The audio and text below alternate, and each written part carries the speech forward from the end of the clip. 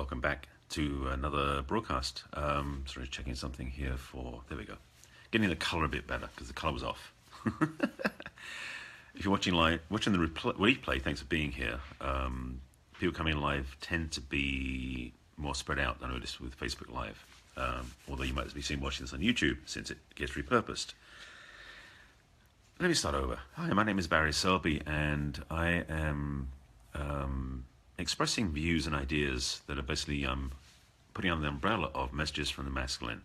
And today's topic, or this topic rather, is something it hit me a couple of times over the weekend at an event I was at, and I will do a debrief on that event soon, I believe. I'm just still integrating what I learned. But also because I saw a meme that was going on social media with a picture of, well, I don't want to get into the politics, let me just skip that.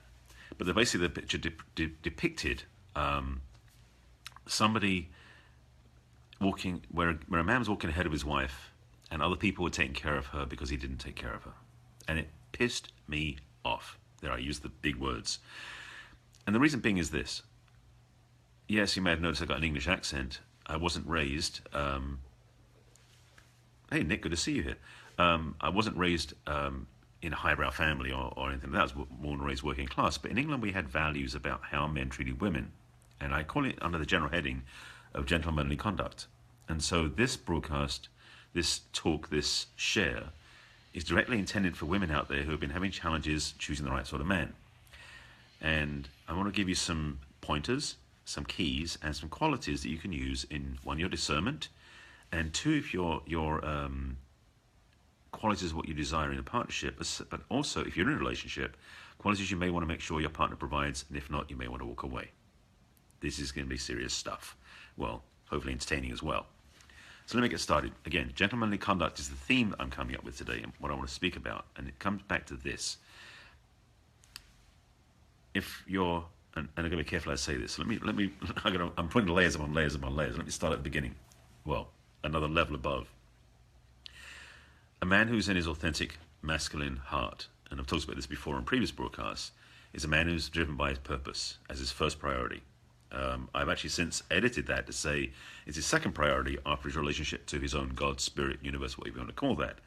So if you believe in spiritual principles, which I do, and spiritual relationships, which I do, in fact, chapter 6 in my book talks about spiritual relationships.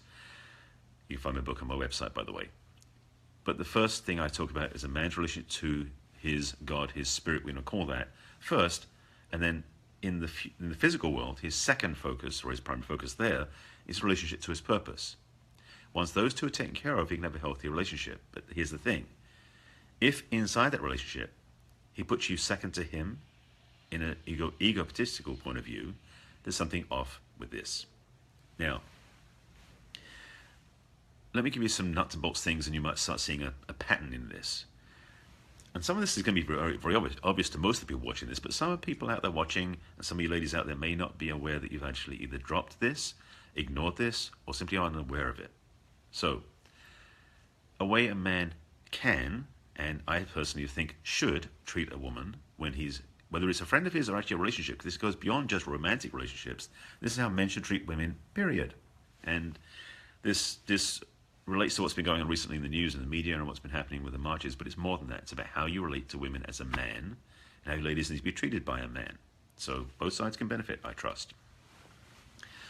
One of these is this. And it's going to sound silly and simple.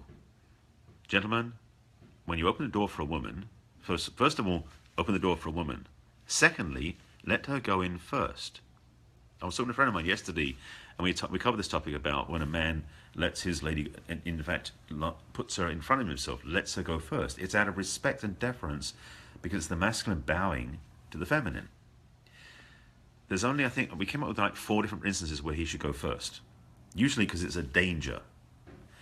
It's basically one, where you're going to an uncertain situation where you want to make sure that you protect your woman, put her behind you so you can basically walk ahead of her. Secondly, if you're trying to get away through a busy crowd or through a crowded space, you might say, honey, come behind me. I'm going to make a space for us to get through and lead the way for you. Third, if there's any sort of threat, is one way of putting it, any sort of hazard that might face her, then you might want to go ahead of her to basically block it from her. Because we're men, we take care of that, so we can honor our woman by being in a place of support. So, Kirsten, I haven't seen you for a long time. Nice to see you. From Devango, that's very cool.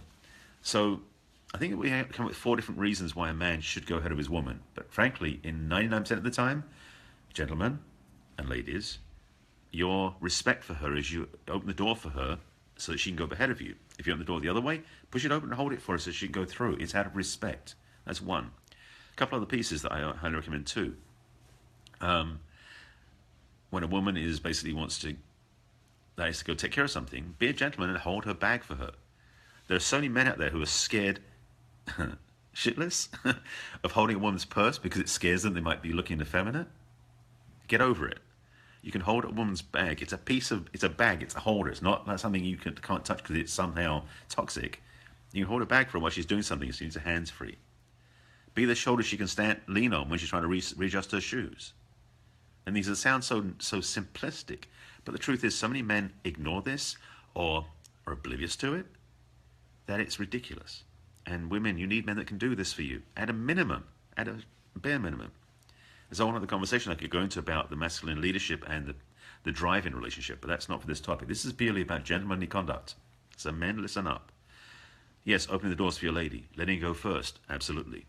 Being kind to help her on with her coat, her jacket, help her off with it when she wants help with it too, so that she can be, what's I'm looking for, relaxed and taken care of. Another part of that, and this is more of an up-leveling for this, is when you're walking with her in the street, like walking down the sidewalk together, you walk on the outside of her, between her and the curb. One, it's about protection, because you want to make sure she's away from traffic, and ideally you take care of yourself too and keep an eye on the traffic. But 2, it's because of puddles. Yes, that is one of the things you have to suffer through. They get splashed from cars. It's out of respect. And this goes back to the Middle Ages even, where the man would walk on the outside of his woman, because this is going back to medieval times when men carried swords. Is out of protection of her, you could draw your sword. And in England, it was on the other side of the street.